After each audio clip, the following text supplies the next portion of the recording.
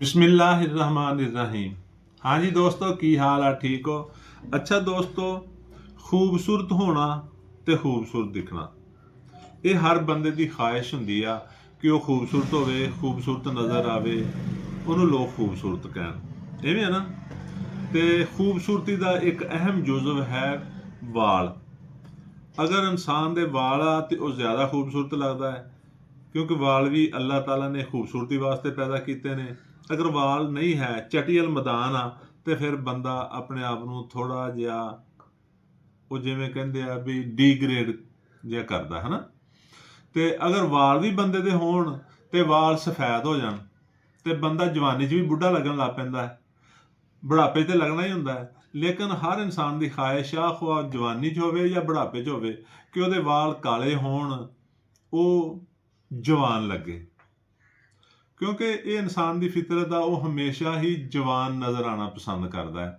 ਫਿਰ ਉਹਦੇ ਵਾਸਤੇ ਖਜ਼ਾਬ ਲਾਉਂਦਾ ਹੈ, ਕੋਈ ਕਲਰ ਲਾਉਂਦਾ ਹੈ। ਅੱਜ ਕੱਲ੍ਹ ਸ਼ੈਂਪੂ ਨੇ ਕਲਰ ਲਾਉਣ ਵਾਲੇ, ਉਹ ਕਰਦਾ ਹੈ। ਫਿਰ ਉਹਦੇ ਨਾਲ ਬਾਜ਼ਕਾਤ ਬੜੇ ਮਸਾਇਲ ਪੈਦਾ ਹੁੰਦੇ ਨੇ, ਅਲਰਜੀ ਹੋ ਜਾਂਦੀ ਆ, ਸਕਿਨ ਡਿਜ਼ੀਜ਼ ਪੈਦਾ ਹੋ ਜਾਂਦੀ ਆ, ਤੇ ਫਿਰ ਮਰੀਜ਼ ਇਲਾਜ ਕਰਾਉਣਾ ਸ਼ੁਰੂ ਕਰ ਦਿੰਦਾ ਹੈ ਕਿ ਹੁਣ ਮੇਰੀ ਇਹ ਠੀਕ ਹੋ ਜਾਏ। ਫਿਰ ਉਹ ਵਾਲ ਸਫੈਦ ਹੀ ਰਹਿੰਦੇ ਆ, ਹੈ ਨਾ ਐਵੇਂ ਦੋਸਤੋ।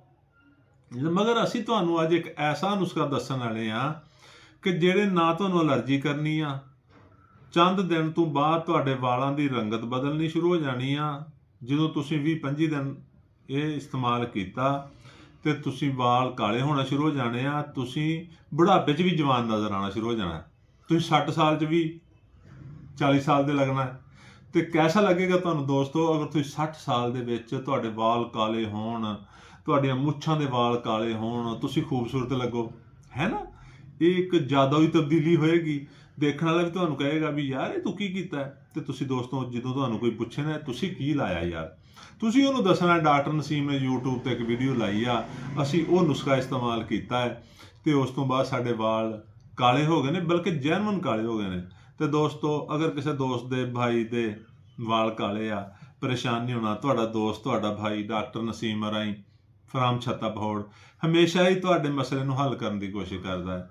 ਤੇ ਦੋਸਤੋ ਕਰਨਾ ਕੀ ਆ, ਗਿਰੀ ਦਾ ਤੇਲ ਇਹ ਕਿਸੇ ਵੀ ਪੰਸਾਰ ਤੋਂ ਲੈ ਲੈਣਾ। ਤੁਸੀਂ 100 ਗ੍ਰਾਮ ਲੈ ਲਓ, 150 ਗ੍ਰਾਮ ਲੈ ਲਓ। ਔਰ ਜਨਾਬ ਨਿੰਮ ਦਾ ਤੇਲ, ਬਿਹਤਰ ਤੇ ਹੈ ਕਿ ਨਿੰਮ ਦੀ ਨਮੋਲੀ ਲਓ। ਕਿਸੇ ਬਦਾਮ ਕੱਢਣ ਵਾਲੇ ਕੋਲ ਜਾਓ, ਉਹਨੂੰ ਕੋ ਤੇਲ ਕੱਢ ਦੇ ਯਾਰ, ਤਾਂ ਕਿ ਤਸੱਲੀ ਬਖਸ਼ ਹੋਵੇ।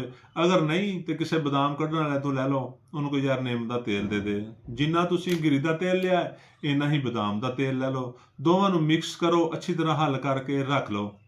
ਰਾਤ ਨੂੰ ਸੌਣ ਲੱਗੇ ਆਪਣੇ ਵਾਲਾਂ ਦੇ ਵਿੱਚ ਅੱਛੀ ਤਰ੍ਹਾਂ ਇਹ ਤੇਲ ਲਾਉਣਾ ਹੈ, ਜੜ੍ਹਾਂ ਤੱਕ ਲਾਉਣਾ ਹੈ। ਮੁੱਛਾਂ ਸਫੈਦ ਆ ਮੁੱਛਾਂ ਤੇ ਲਾਉਣਾ, ਦਾੜੀ ਸਫੈਦ ਆ ਦਾੜੀ ਤੇ ਲਾਉਣਾ ਹੈ। ਤੇ ਦੋਸਤੋ ਰਾਤ ਨੂੰ ਲਾ ਕੇ ਸੌਂ ਜਾਣਾ ਹੈ।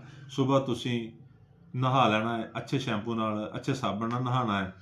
ਤੇ ਫਿਰ ਦੇਖਣਾ ਦੋਸਤੋ 20 ਤੋਂ 25 ਦਿਨਾਂ ਬਾਅਦ ਤੁਹਾਡੇ 'ਚ ਤਬਦੀਲੀ ਆਉਣੀ ਸ਼ੁਰੂ ਹੋ ਜਾਣੀ ਆ। ਤੁਹਾਡੇ ਵਾਲ ਸਿਆਹ ਹੋਣੇ ਸ਼ੁਰੂ ਹੋ ਜਾਣੇ ਆ, ਬਲਕਿ ਤੁਸੀਂ ਇਹ ਕਹਿ ਸਕਦੇ ਆ ਵਾਲ ਲੰਬੇ ਹੋਣੇ ਸ਼ੁਰੂ ਹੋ ਜਾਣੇ ਆ, ਵਾਲ ਸਿਆਹ ਹੋਣੇ ਸ਼ੁਰੂ ਹੋ ਜਾਣੇ ਆ, ਘਨੇ ਹੋ ਜਾਣੇ ਆ। ਅਗਰ ਵਾਲ ਕਿਰਦੇ ਆ ਤੇ ਉਹ ਵੀ ਠੀਕ ਹੋ ਜਾਣੇ ਆ।